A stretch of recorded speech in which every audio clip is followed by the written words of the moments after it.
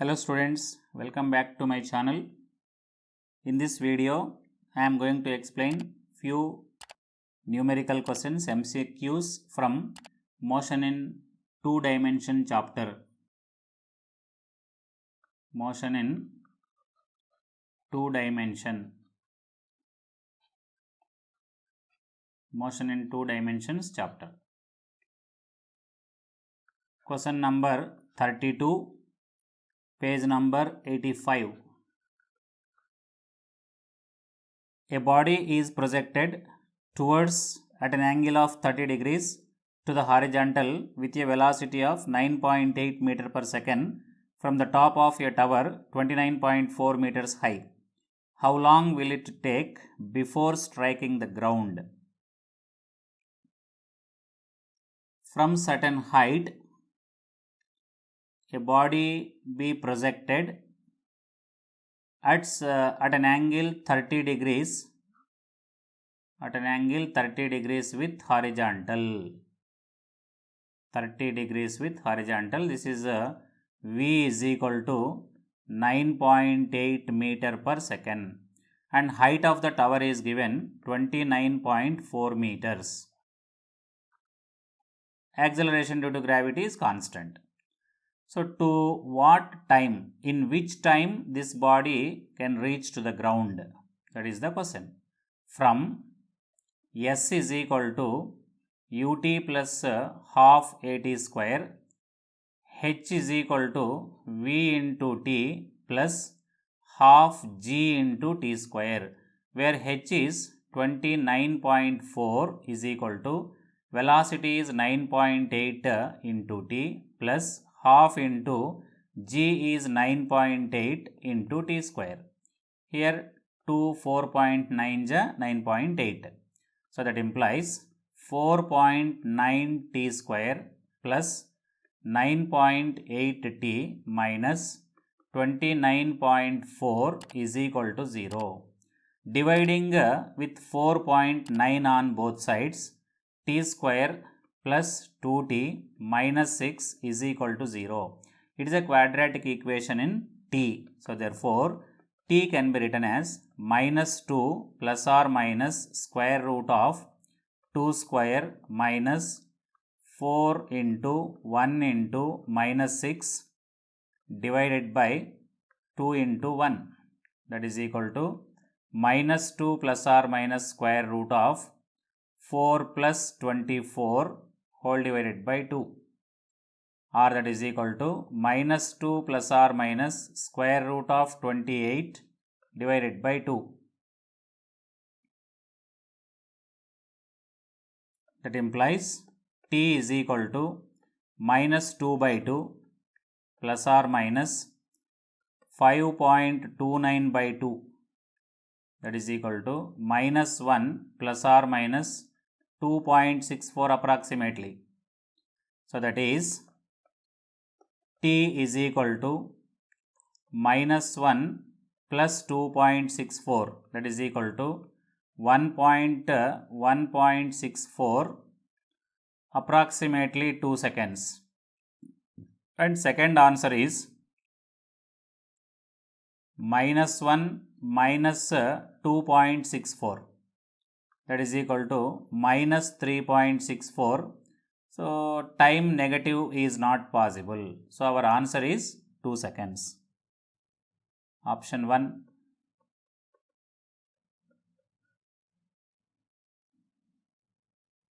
Next question 33.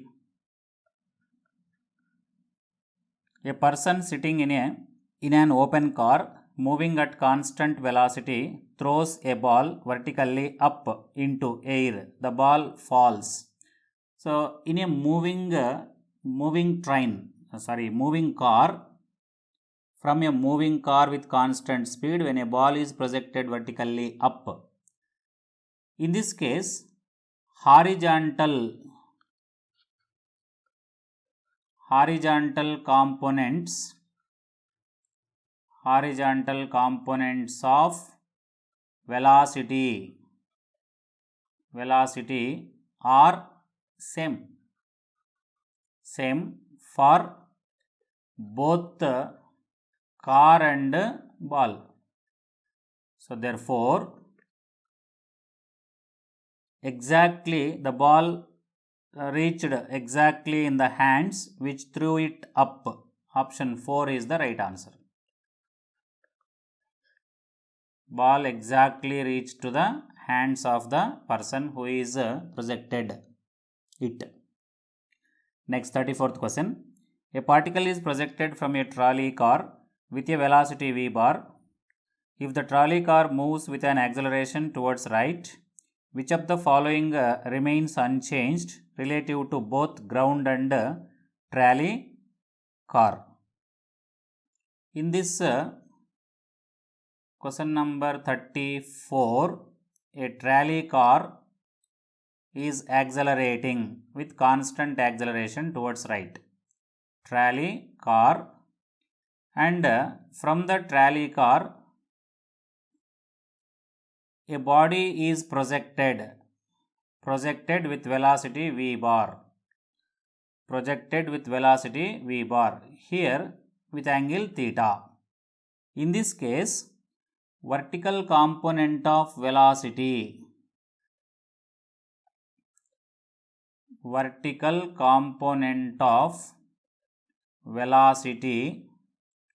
that is v sin theta is same. V sin theta is same with respect to trolley car as well as ground. So therefore, as per the options, time of flight is equal to 2v sin theta by g, that is equal to constant is the answer. Option 4.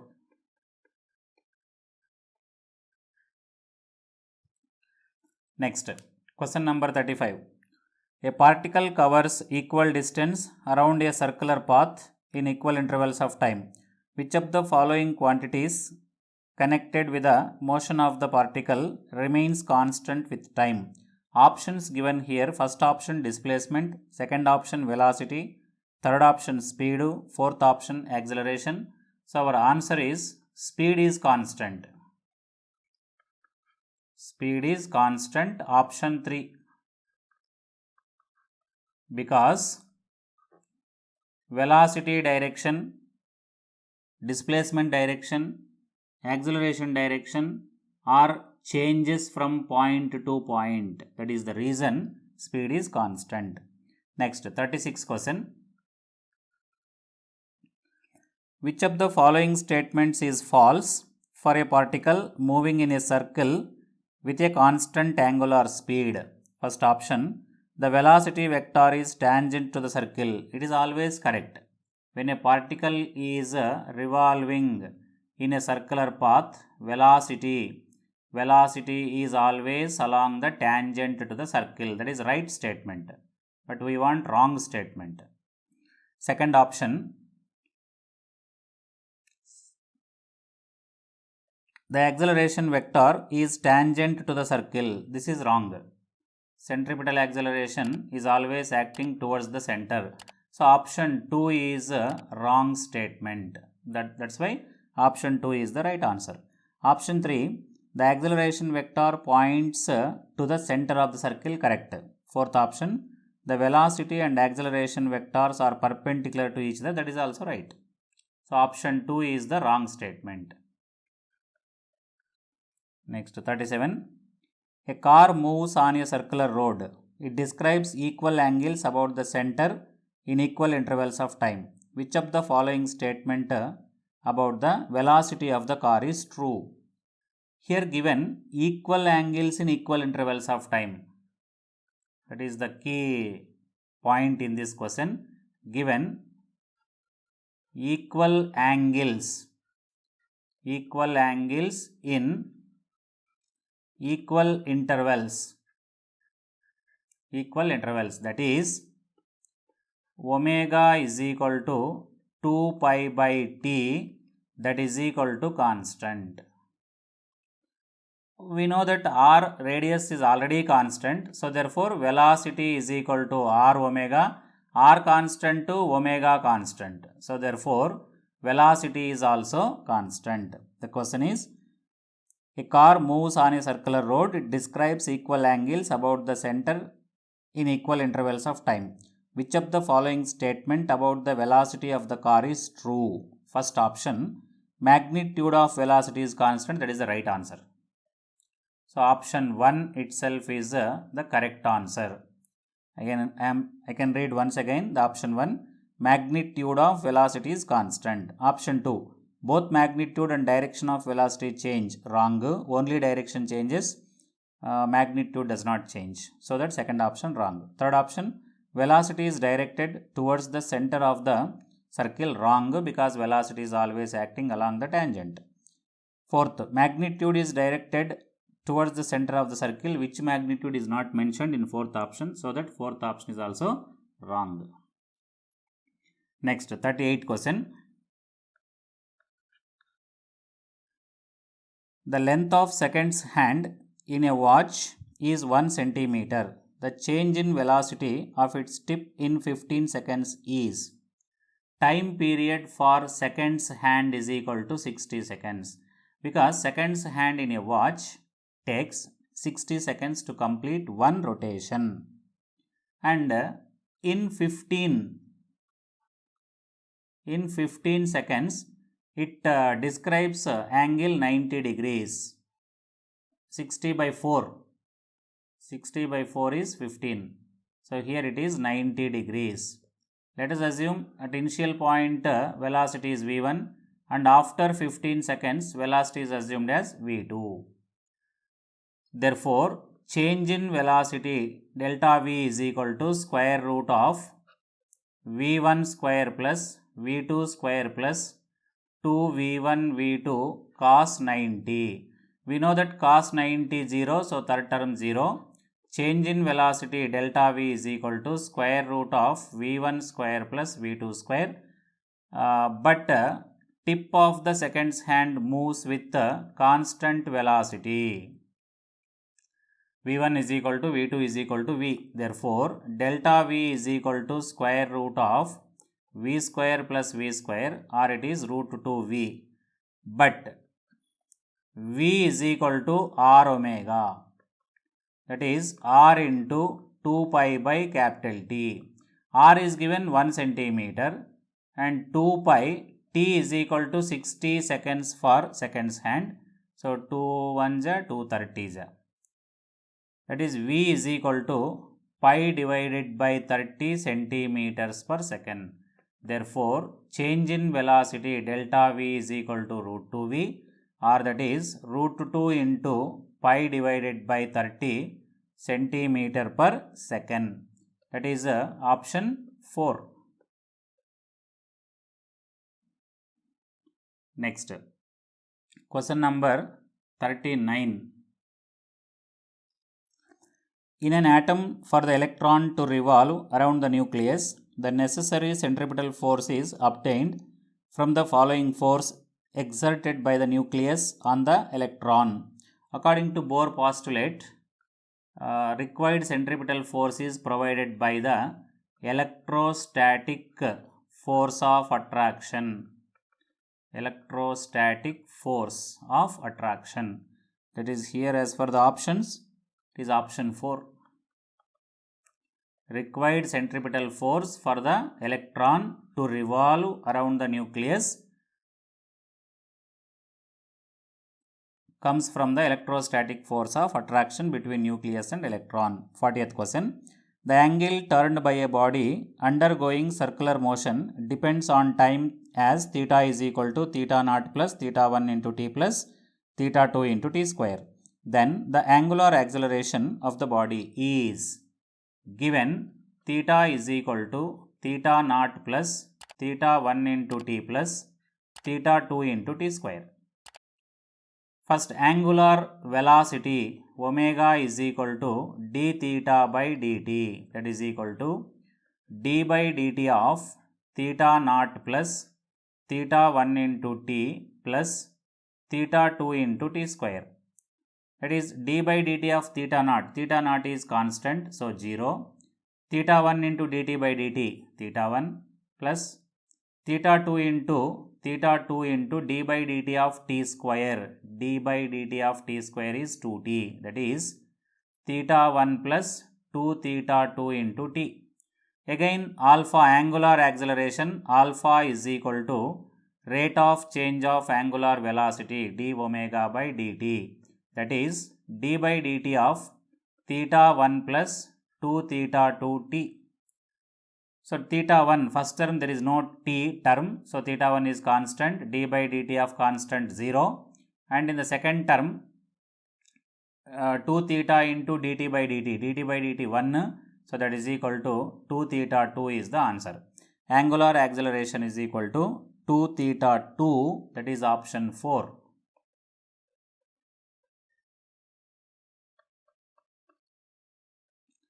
Next, question number 41.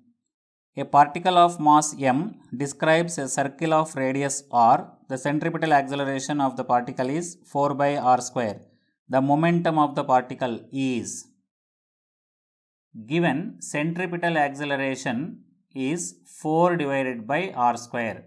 But we know that centripetal acceleration is v square by r. Both sides r cancel. That implies v square is equal to 4 by r, or v is equal to square root of 4 by r, that is equal to 2 by root 2, 2 by root r, 2 by root small r. Therefore, momentum P is equal to mass into velocity, that is 2m divided by root r. Option 1.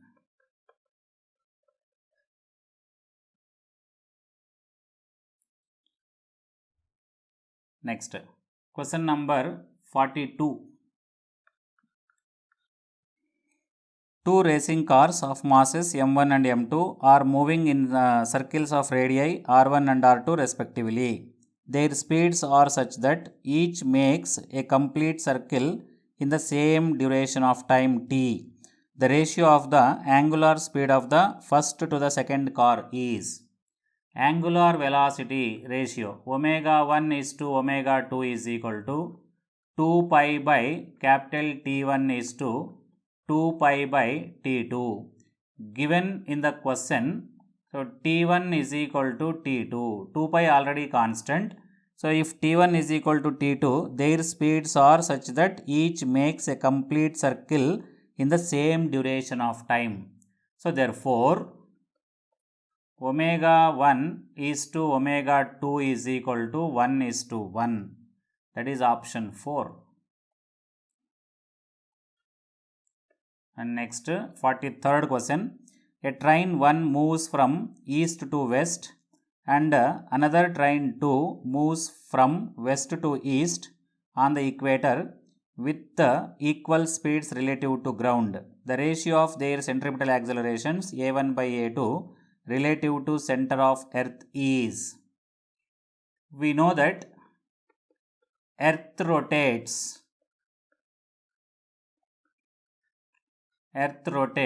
from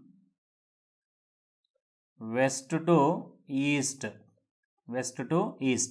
Therefore, speed of train 2 increases. As a result of this, centripetal acceleration of train 2 increases. So as AC is equal to v square by r,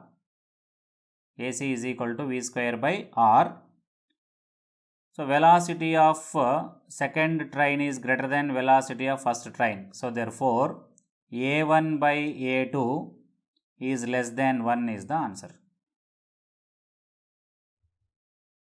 So option 3.